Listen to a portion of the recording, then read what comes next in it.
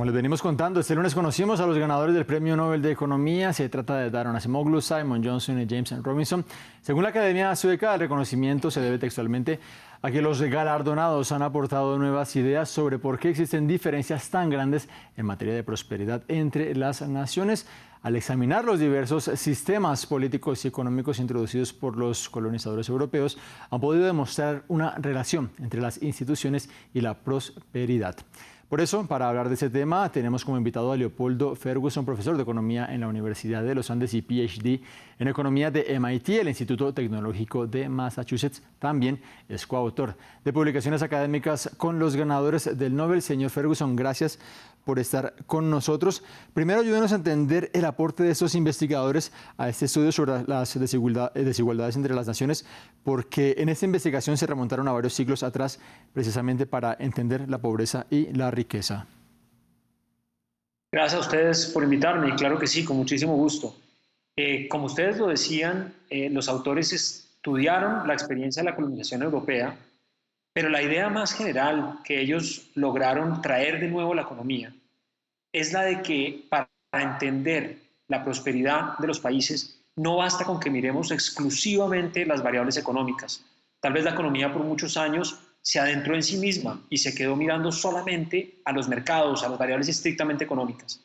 Y ellos notaron, recuperando una tradición con la cual nació la economía como ciencia, que para entender por qué unos países son más pobres y otros más ricos, tenemos que entender sus instituciones, sus reglas del juego, por qué los políticos tienen los incentivos que tienen a hacer buenas o malas políticas públicas, por qué los empresarios tienen los incentivos y posibilidades de hacer monopolios o a competir y hacer innovación, por qué pueden o no algunas sociedades nivelar la cancha de las oportunidades para sus ciudadanos.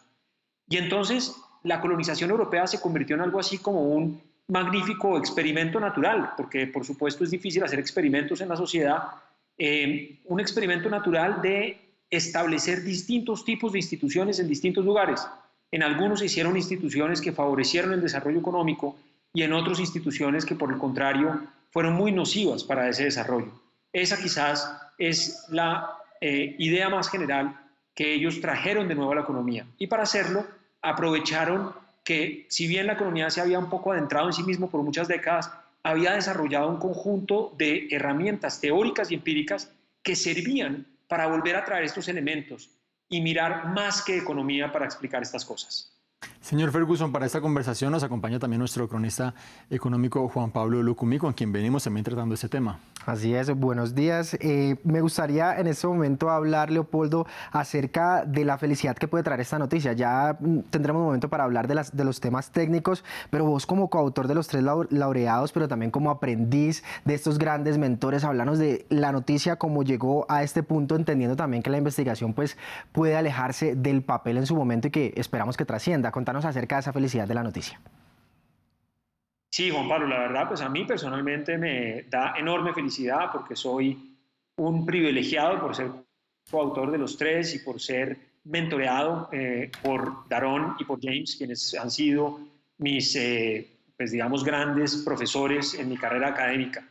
Pero creo que una razón de fondo que desborda de aquella, digamos, razón de alegría para quienes tuvimos contacto y tenemos el privilegio de tener contacto directo con ellos, es que realmente estos académicos han logrado transmitir estas ideas no solamente en la academia, sino que han logrado transmitirlo a lo largo y ancho del mundo con sus libros. El libro ¿Por qué fracasan las naciones? Ha sido leído y traducido a múltiples idiomas y ha influido a opinadores, a encargados de políticas, a políticos, a periodistas, mostrando las dificultades, pero también las posibilidades para lograr un mayor desarrollo económico en los países, una mayor prosperidad que redunde en bienestar de las personas. Entonces, por eso creo que es un motivo de felicidad.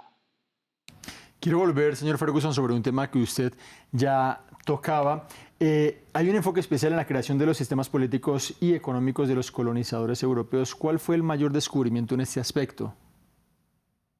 Como decía antes, lo interesante del experimento de la colonización europea es que generó diferentes instituciones en distintos lugares.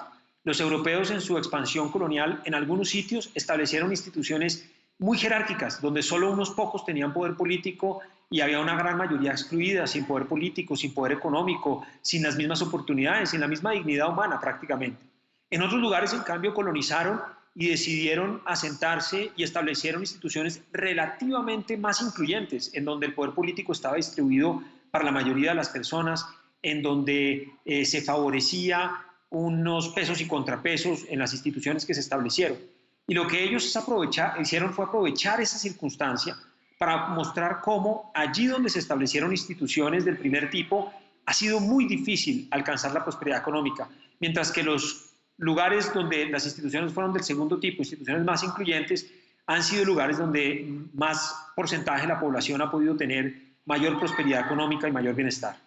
Leopoldo, precisamente hablemos de eso porque la investigación, por ejemplo, habla que los territorios que eran relativamente más ricos antes de los colonos ahora son los más pobres, pero también revela, por ejemplo, que los lugares donde las enfermedades eran más peligrosas para los europeos son donde ahora se encuentran los sistemas económicos disfuncionales, por ejemplo, hay más pobreza, así como la mayor corrupción y un Estado de derecho pues débil, ejemplo, casos, por ejemplo, como la India. ¿Cómo se explica esta relación puntualmente?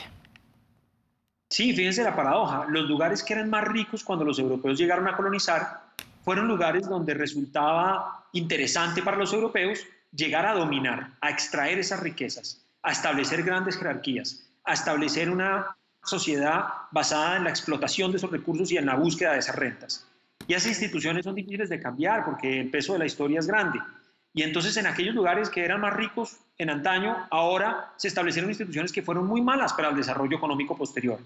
En cambio, lugares más pobres, incluso más deshabitados, en donde quizás no había tantos límites a que los europeos se asentaran de forma masiva, hubo un porcentaje de la población más grande que gozó de derechos políticos y económicos relativamente equitativos y ese tipo de instituciones fueron más favorables al desarrollo. Entonces, eso explica por qué esta paradoja, lo que ellos llaman el reversazo de la fortuna, de cómo sitios que eran relativamente prósperos antes de la expansión colonial europea, después se convirtieron precisamente en los lugares más pobres y viceversa.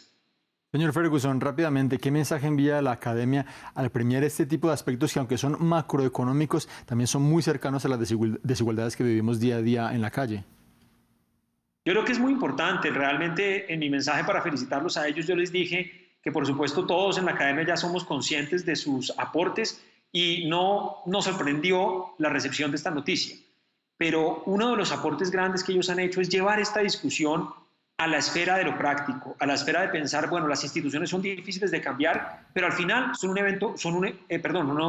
invento humano. Es decir, que también podemos cambiarlas.